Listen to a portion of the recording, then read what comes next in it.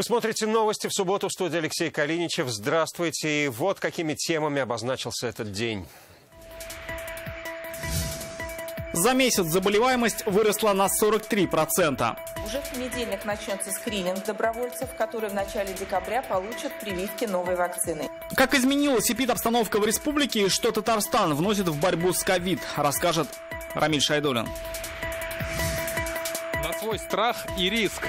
Пошел, конечно. Пятерых я как помню. Сегодня спасатели провели рейд по местам массового скопления рыбаков. Толщину льда измерил и Рамиль Галиуллин. Владимир Путин наградил семью из Татарстана орденом родительской славы. Становится, конечно. Да, сейчас идет. О семье Мухарлямовых из Балтасинского района, воспитавших 15 детей, расскажет Айгуль Бадрудинова. Знают свою родословную и гордятся ею. Вместе эти родовые древа на 500 человек примерно. Там 7 поколений. Какая работа стоит за созданием семейного древа? Об этом Алия Хайрудинова. Новый год строгого режима. Год такой был, что, вы знаете, хочется, чтобы хотя бы в конце было что-то такое яркое. На каких площадках развернутся праздничные гуляния в Татарстане? Подробности у Натальи Мезиной. Татарстан вновь примет участие в 2 пилотных проектах Роспотребнадзора по борьбе с ковид. Первый – это клинические исследования российской вакцины от коронавируса. Второй – проект получения результатов анализов на ковид через портал госуслуг. Об этом сегодня на субботнем совещании с президентом сообщил руководитель Роспотребнадзора по республике Марина Потяшина. Что еще она рассказала, узнаем далее. По сравнению с октябрем заболеваемость выросла на 43%. Статистика неутешительная. Всю неделю шел рост заболевших. Ежесуточно свыше 80 новых случаев. На этой неделе Татарстан перевалил отметку в 10 тысяч инфицированных с начала пандемии.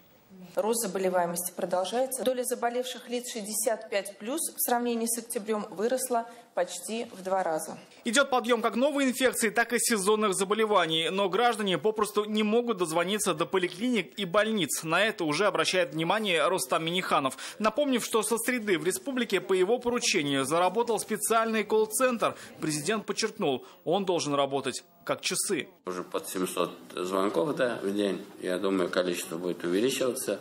Рустам Ильич, планируется, что будут объединены все поликлиники, лечебные медицинские учреждения в единую телефонную систему, позволяющую и отслеживать, и решать эти вопросы. Я очень надеюсь, чтобы эта система в ближайшее время не в опытной эксплуатации, а уже реально давала полную картину. И, как стало известно, Татарстан примет участие в 2 федеральных пилотных проектах. С понедельника в Казани начнется пострегистрационное испытание российской вакцины «Эпивак Корона». Клинической базой определена 7-я городская больница города Казани. Уже в понедельник начнется скрининг добровольцев, которые в начале декабря получат прививки новой вакцины. Как сообщила Марина Потяшина, массовая вакцинация начнется в начале следующего года. Второй пилот. Результаты анализов ПЦР, взятых в республике, начнут загружаться сразу на портал госуслуг, что в разы ускорит получение готовых результатов. Рамиль Шайдуллин, Марат Хусаинов, ТНВ, Казань. В Татарстане сегодня зарегистрировано 85 новых случаев COVID-19. Это очередной максимум за последние полгода. Из них 4 завозных и 81 контактный, сообщает республиканский штаб. В целом же по стране выявлено 27 100 случаев, причем выздоровело почти на 200 человек больше. Больше всего заразившихся за сутки по-прежнему в столице. В Москве 7320, в Санкт-Петербурге больше 3500. У наших соседей в Ульяновской области 249 случаев, в Самарской на 1 меньше 248. В Кировской области 239 заболевших. Больше 1000 противочумных костюмов для медиков и исследователей. Сегодня Нижнекамскнефтехим передал научно-клиническому центру КФУ средства индивидуальной защиты. В них будут проводиться заборы ПЦР-тестов и научная работа. Как нефтехимический гигант республики помогает бороться с новой коронавирусной инфекцией, расскажет Салават Мухаммадуллин. Крепкое рукопожатие за поддержку. В этих коробках 1040 противочумных костюмов. Все они для научно-клинического центра КФУ. Это добрая помощь от Нижнекамскнефтехима, входящего в группу компаний «Таиф». Только так, совместными усилиями, помогая медицинским учреждениям, науке, мы можем сохранить наш основной потенциал – это людей, сохранить их здоровье, жизнь, и продолжать свою деятельность. Свыше 1000 переданных защитных противочумных костюмов помогут сотрудникам научно-клинического центра КФУ соблюдать все рекомендованные меры безопасности и проводить диагностику новой коронавирусной инфекции, а также вести исследование уровня защитных антител после перенесенного заболевания. Здесь проводят лечение от постановки диагноза до системной профилактики. Такой ресурс, такой резерв, он, конечно, бесценен и позволит оказывать непрерывную медицинскую помощь и, самое главное, защитить наших врачей и, соответственно, пациентов от этой коронавирусной инфекции. Но, кроме того, естественно, и в научных исследованиях, клинических исследованиях, которые мы проводим, тоже постоянно возникает необходимость в защите персонала. Нижнекамск нефтехим, несмотря на экономические трудности, вызванные пандемией, продолжает оказывать помощь медикам. Ранее, 17 ноября, предприятие передало Нижнекамской районной многопрофильной больнице на сумму свыше 19 миллионов рублей большой перечень специального медицинского оборудования и материалов для борьбы с коронавирусом. С 2019 года Нижнекамск нефтехим оказал городским и республиканским медицинским учреждениям благотворительной помощи на сумму свыше 158 миллионов рублей. Кроме того, компания увеличила производство жидкого технического кислорода, который после доведения у предприятия партнера до медицинского качества направляется в больницы республики. Салават Мухаммадуллин, Алмазет Динов, ТНВ, Казань. 3 декабря в мире отмечается Международный день инвалидов. В республике с 1 по 10 декабря пройдет декада людей с ограниченными возможностями здоровья. Сегодня Рустам Минниханов обратил внимание правительства и глав районов всеобщую поддержку инвалидов. Все мероприятия в рамках декады должны быть организованы с учетом санитарной обстановки, в соответствии с требованиями Роспотребнадзора. Большая работа, но эта категория, она особо нуждается в нашем внимании. Давайте на должном уровне очень прошу обратить внимание на эту работу. Хобби с риском для жизни. Трагедией могла обернуться сегодня рыбалка в Мензелинском районе. Спасатели вытащили мужчину, который провалился под лед. Сейчас он в больнице. С начала зимы в Татарстане к ответственности за выход на лед привлечено более 150 человек. Чтобы предупредить отчаянных рыбаков об опасности, на водоемы сегодня снова вышли спасатели. На лед, конечно же, в жилете с инспекторами вышел Рамиль Галиуллин.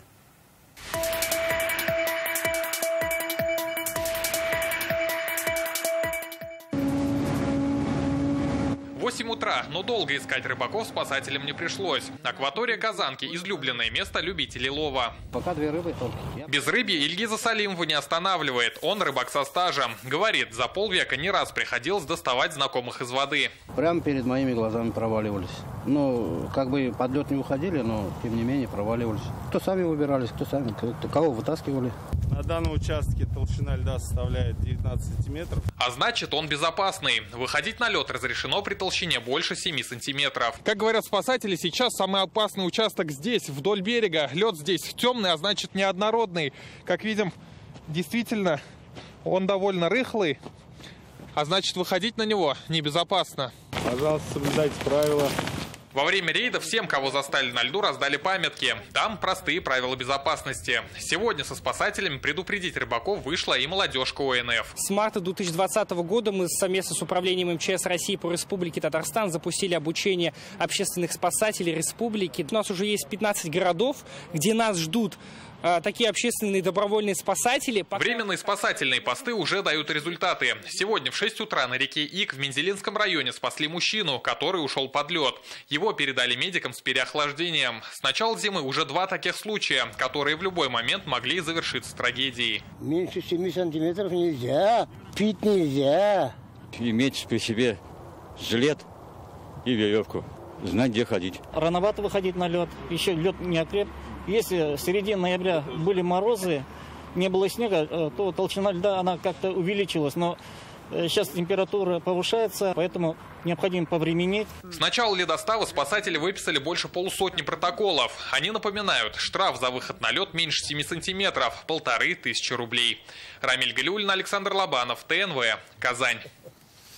Рустам Минниханов назвал безответственными районы, которые вовремя не поставили на хранение дорогостоящую сельхозтехнику. Сегодня на совещании в Доме правительства президент предупредил, по этой причине аграрии республики могут понести большие потери. Как сообщил глава Минсельхоза, капитально отремонтировать предстоит почти 10 тысяч тракторов, 5 тысяч сеялок и другой техники. На это направят почти 4 миллиарда бюджетных рублей. Чем ближе Новый год, тем больше ажиотаж. Этой осенью на сельхозярмарках в Казани фермеры продали продукцию почти на 400 миллионов рублей. В среднем каждую неделю горожане тратят 40 миллионов на экологически чистые продукты. Напомним, в столице работает 15 таких площадок. На них аграрии и фермеры продают мясо, овощи, молоко и другие продукты своего производства. Сегодня одну из точек в Вахитовском районе посетил мэр Ильсур Метшин. Там представлена продукция из Тюльчинского района. 22 района республики приезжают на 15 площадках. Агропромпарк. Вот в вашем лице я от имени всех казанцев хочу сказать Шикунда Рахматсызга за то, что у нас на столе ипи, май, ит, баранге, кабиста, барстабар. В Татарстане продолжается голосование за цели и задачи, которые будут стоять перед 6 министерствами. Это сферы здравоохранения, молодежи, труда и социальной защиты, спорта, культуры и образования. Участвовать может каждый, проголосовав на портале госуслуг. Как ковид меняет задачи в молодежной политике, как изменяется волонтерская работа. Об этом мы поговорили с руководителем ресурсного центра добровольчества Айратом Мубаракшиным. Айрат Ильдусович, здравствуйте. Здравствуйте, добрый день. Вот уже наступает конец года, время подведения итогов и определения задач на следующий год. 2020 для всех был довольно непростым, и добровольцы, их руководители это, пожалуй, знают как никто другой. Вам, как волонтерам, какие задачи приходилось решать в этом году? В марте месяце наши задачи скорректировались в борьбе с пандемией, в оказании помощи гражданам, индивидуальной помощи, пожилым гражданам, по доставке продуктовых наборов, по доставке лекарственных препаратов, по поддержке врачей, работающих в здравницах. Собственно говоря, комплексная работа волонтерами была проведена. Какие новые грани добровольчества вы открыли для себя в Татарстане? Большое спасибо, пользуясь случаем, хотелось бы сказать всем волонтерам-добровольцам, всем небезразличным людям, гражданам Республики Татарстан, которые в едином порыве отозвались, проявили жест доброй воли, приняли участие в работе акции «Мы вместе». Помощь рядом, ярдом и наши. Во-вторых, история добровольчества, наверное, образно выражаясь, можно ее принять как некой перезагрузки того большого опыта, который имелся до сегодняшнего момента. А перезагрузка произошла в рядах вопросов. Во-первых, вопросы добровольчества воспринимаются людьми и гражданами более осознанно. У добровольчества волонтерство Республики Татарстан в хорошем смысле повзрослело лицо. Это не закончилось только периодом карантина.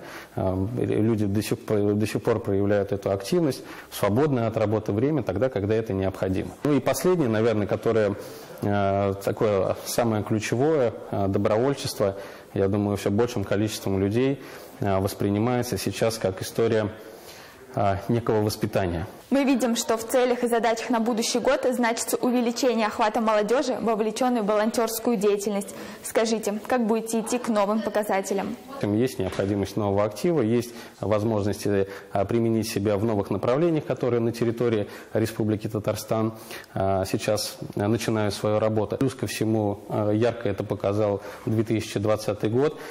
У нас довольно широкая сеть движений, проектов, очень самобытных и интересных инициатив, которые реализуются не только в городе, на селе, в районных центрах республики, во всех муниципальных образованиях. Есть задача этот вопрос систематизировать. Исходя из этого, на 2021 год мы направляем свою работу на территории с тем, чтобы укрепить структуру волонтерских центров, которые станут опорой как на месте для муниципального образования в реализации ряда социальных проектов на своей территории, так и станет действующей и понятной структурой в целом, которая будет заниматься развитием добровольчества на просторах всей Республики Татарстан. Благодарим, Айрат Ильдусович. Всего доброго. Спасибо, всего доброго.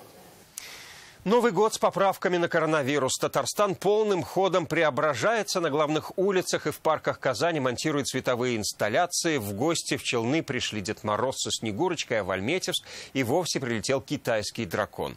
Управление Роспотребнадзора посещению елочных городков не препятствует. Напротив, рекомендует больше времени проводить на свежем воздухе. Готовность городов к празднику проверила Наталья Мезина.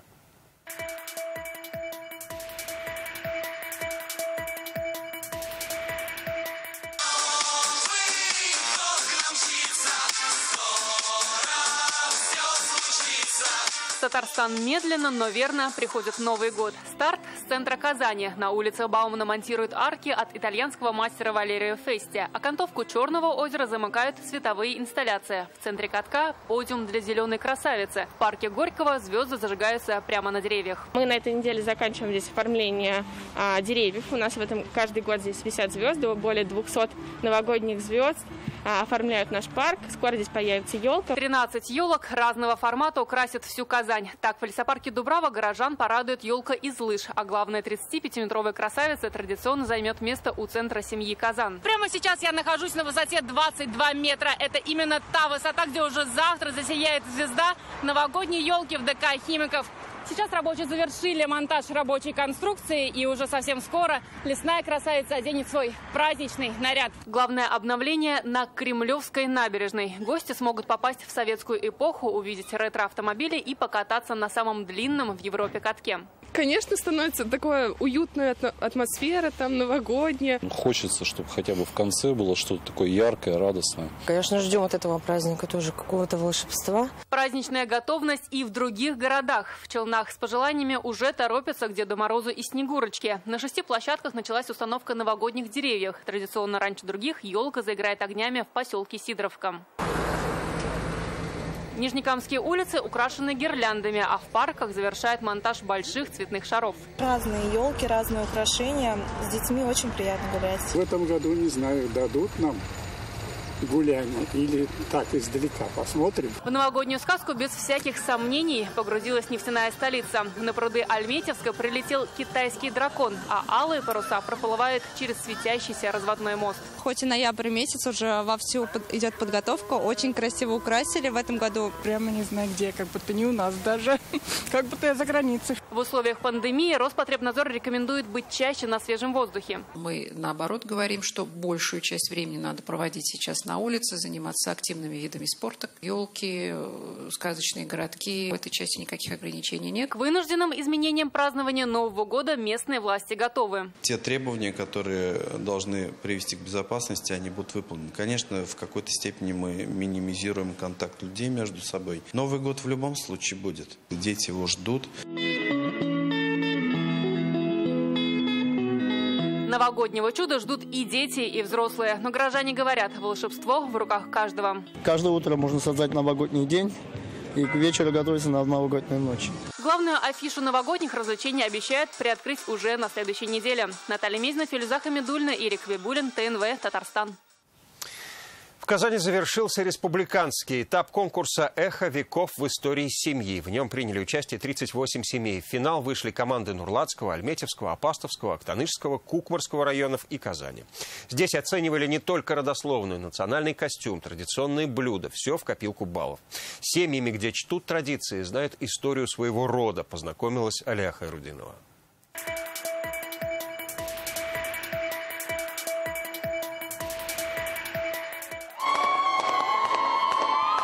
Это самая большая команда-участник конкурса «Эхо веков в истории семьи». 20 потомков из Штугана и Иксанова приехали в столицу со своей родословной. В ней 500 имен, 7 поколений. Марийская семья потратила на поиск корней 2 года. Каждый день за 2 года я совершала хотя бы 2-3 звонка.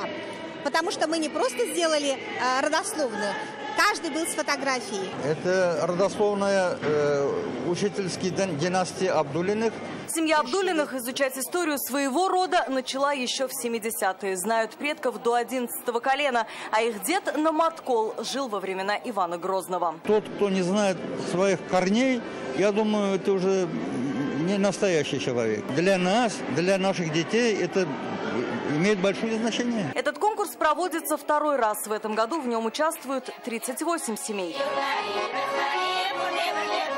Бигбовы чуваши приехали из Альметьевска. У них на столе то, что сами собрали и умело приготовили. У нас добрые наши соседи татары режут бараны из баранины, делают куклу, а мы же туда гуся добавили и говядину добавили. Помогал участникам найти свои корни Госархив Республики. Людям интересно находить свое родословное, находить свои корни. Мы проводим для них мастер-классы. Родословные 6 семей финалистов оценивало жюри. Блюдо можно было попробовать, а еще принять участие в мастер-классе. Пару движений покажете мне? Попробуем. Я думаю, в архивах мы тоже вот со своей семьей, с детьми обязательно после сегодняшней встречи инициируем поиск таких дел. Нужно это, потому что основа любого общества – это семья, это род. Конкурс проводится при поддержке президента республики. Уже есть решение, он станет ежегодным. В этом году главный приз – денежный сертификат – получила семья Иксановых из Кукмара. Также в тройке лучших – Газизяновы и Валиуллины. Алия Хайрудинова, Данил Филатов, ТНВ, Казань. Владимир Путин на этой неделе подписал указ о награждении семьи из Татарстана орденом «Родительская слава». Хабир и Алсу Мухарлямовы из села Пижмар Балтасинского района вырастили 15 детей, все свои. Каждый из которых нашел свое достойное место в жизни. Уже 35 лет Мухарлямовы – пример крепкой и дружной семьи. Айгуль Бадруддинова в этом убедилась лично.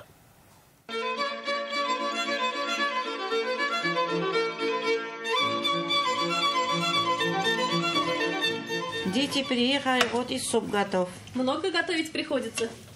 Когда как. В этот праздничный день мама 15 детей Алсу Мухарлямова по традиции на кухне. Лучший пример собственной, уверена она. Рядом с ней и дочери. Таких помощниц у нее 6. Еще у мамы-героини 9 сыновей, 6 невесток и 10 внуков. Часто не верят, спрашивают, все ли от одной мамы.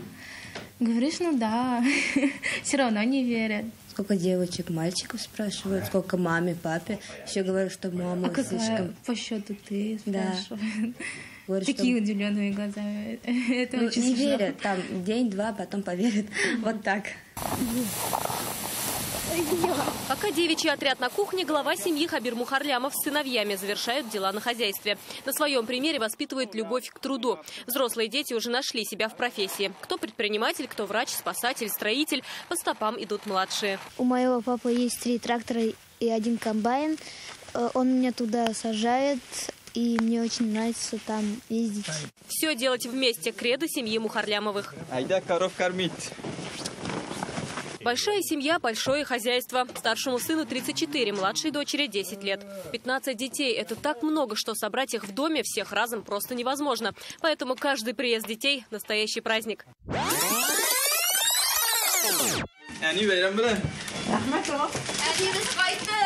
В эти выходные приехали поздравить не только с Днем мамы, но и с присуждением родителям Владимиром Путиным почетного ордена. Наград у семьи много. Глава семейства – заслуженный механизатор Татарстана, а мама – победитель республиканского конкурса «Женщины года». Чем хороша большая семья? Ну да, конечно, большая семья. Ведь вместе работаем. Они помогают. Когда они уезжают, скучаете? Конечно, скучаем. Уже только 3 остались. Остальные живут в городе своими семьями. Каждый день на связи по телефону. Во время карантина тоже так общались. По телефону, по видеообращению. Вместе так веселее, конечно. Куда смотришь, все свои. Родные. Внуки, дети свои.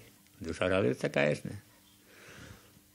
Иногда до слез идет. Любят до слез, радуются, как дети. Мухарлямовы могли бы претендовать и на статус самой жизнерадостной семьи. Обойдет ненастье стороной, только вам одним благодаря. Счастлив я, что вы всегда со мной, мои ангелы, моя семья. Айгуль Бадруддинова, Данил Филатов, ТНВ, Балтасинский район. И мы присоединяемся ко всем поздравлениям в честь наступающего Дня Матери. Желаю каждой, в том числе своей, счастья в кругу родных и близких, испытать в полной мере радости материнства и всегда находиться во внимании и заботе детей. Ядзиро Наруко и Сакунами – это не заклинание, а семейство деревянных кукол. Какэси, или как их еще называют японские матрешки, поселились в Казанской ратуше до 15 января. Выставку подготовили 11 традиционных расписных школ Японии. Уже 5 лет их коллекция путешествует по миру.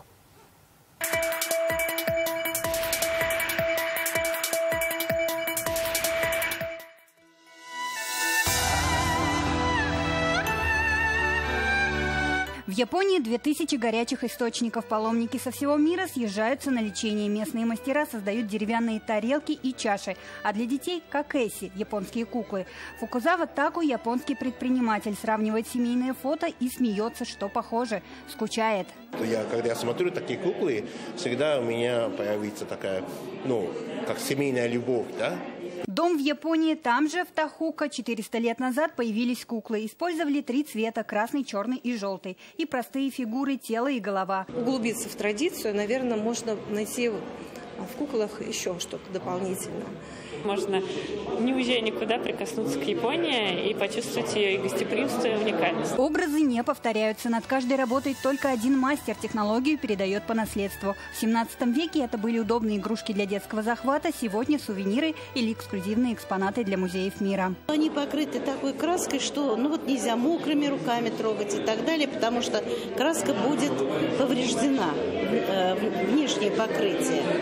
Поэтому каждый из этих экспонатов – это, в принципе, музейный экспонат. 74 экспоната путешествуют по миру уже 5 лет. В Казанской ратуше до 15 января. По одной из версий, именно какэси является прабабушкой русской матрешки.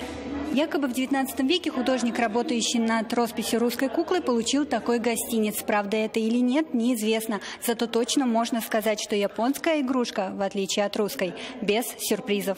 Лилия Кашварова, Вадим Илларионов, ТНВ, Казань. Вот так заканчивается неделя. Интернет-версию итогов прошедших 6 дней читайте на сайте газеты «Реальное время». Больше новостей в наших аккаунтах в соцсетях ВКонтакте и Инстаграм. Мы еще раз поздравляем с наступающим Днем Матери. И вы не забудьте поздравить своих мам. До встречи.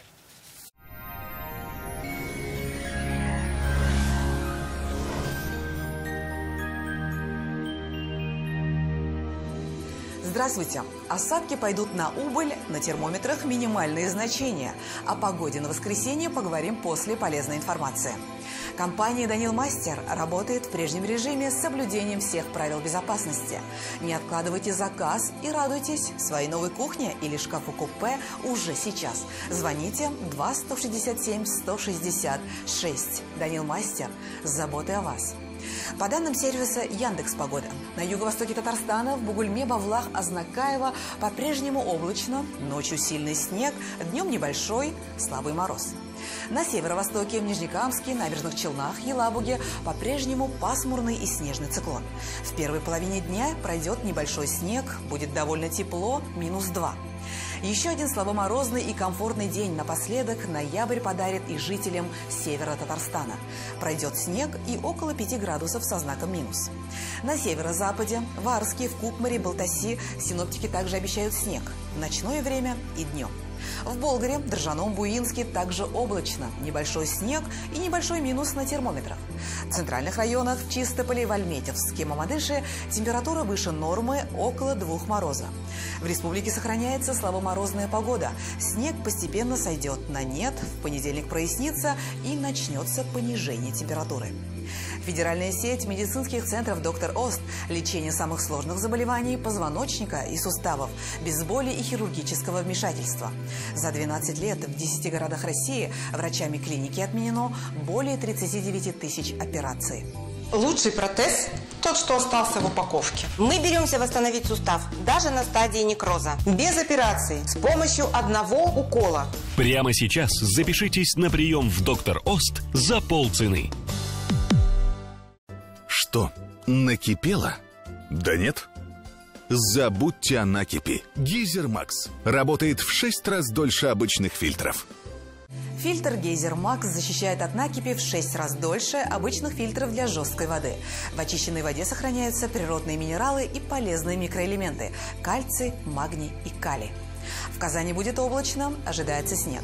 Ночью сильный, днем небольшой. Ночью около 4 градусов ниже нуля, днем -1. Ветер юго-восточный, умеренный.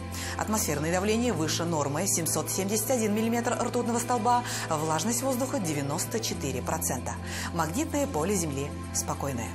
О погоде все. В студии была Лейла Латыпова. Приятных и теплых выходных в кругу близких. До свидания.